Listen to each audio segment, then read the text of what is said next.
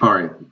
So today I want to share with you a little problem with how to manage Azure API apps using Swagger and the tools within Visual Studio. A challenge that we've been running into is when we generate an API from a Azure API app that sits behind Traffic Manager, meaning we have this API app deployed into multiple Azure data centers. In this case, we have one hosted in US East, US West, and Southeast Asia. Traffic Manager fronts them all so that they're all the same endpoint. It's all api.touchtopics.com. Unfortunately, we have to pick one of those API apps that generates the client from. But that client has some naming in it that's a little uncool. So let me demonstrate how it's kind of uncool.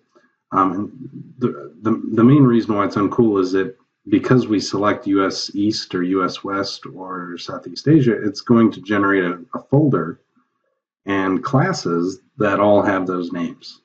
And so, that's okay if, we're okay with, just having that kind of unhappiness within our code base forever. And we just kind of live with it. But it can breed a little bit of confusion because we don't necessarily know if it's the right API or not. So I'm going to regenerate. Okay, we're going to a standard client namespace, and I'm going to show you what it does. Okay. So all the files are the files that changed, are basically these operations files. I didn't add any new models and I didn't add any new controllers. In fact, that's one of the main reasons why you'd have to go through this process, is if you wanted your client, which gets generated here, to have all that stuff in them. Now, if you look, we've got a whole bunch of constructors and they all have this, ugly name. And so now if I compare with the unmodified version, this is what I've got. So if I want to revert back changes, I can undo all these changes, but if I've added new controllers or I've added new models or new operations to those controllers, I can't just go in and undo, because this generated code in here has methods and stuff for different operations for that controller. So if I have legitimate changes, then I'm going to have to go and do kind of a search and replace. And so what I end up having to do is go in here and I'm going to change this, and I'm going to change this, and I'm going to change this interface. Okay. And that's going to piss off all these constructors down here that are now expecting this guy and this guy and this guy. So I have to fix these constructors. Okay. And then there's an interface that I have to rename. Okay. I updated the reference, but that interface didn't get updated. So I go over here and I update that interface. Okay. Now I'm going to rebuild this. I'm going to get a whole crap load of build errors. That kind of goes without saying. And all of the build errors that I'm going to get are all of those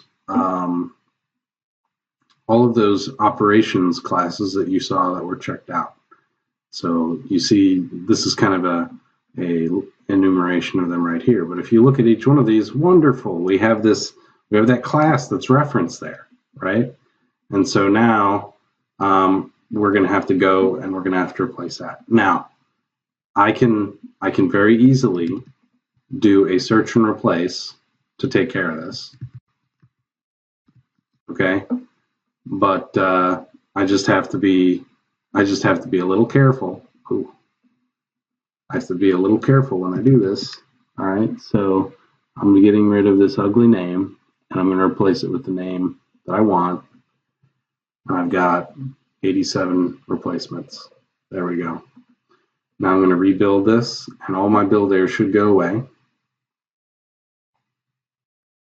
Now what I'm going to do is I'm going to increment the version number of my NuGet. Now this is a Windows Universal API client. Okay, so I'm incrementing the NuGet, and then I'm going to pull up a command prompt, and I'm going to run the run me to upload NuGet package. This is a pretty sweet NuGet.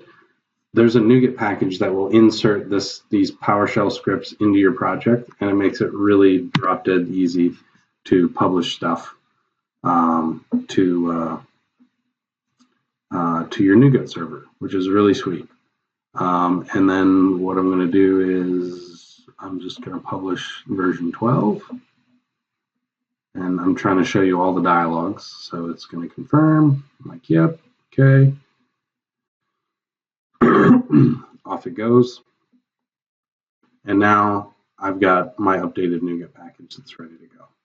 But it's really, really important that I make sure that I do this kind of tactical rename and I don't just undo changes, because I will miss operations that I've added, or new API controllers that I've added.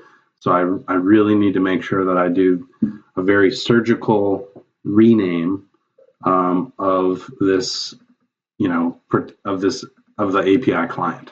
Okay, so that's a tutorial on how to do that. Hope it's helpful as you're managing Azure API apps at that are geo-distributed and a very high scale.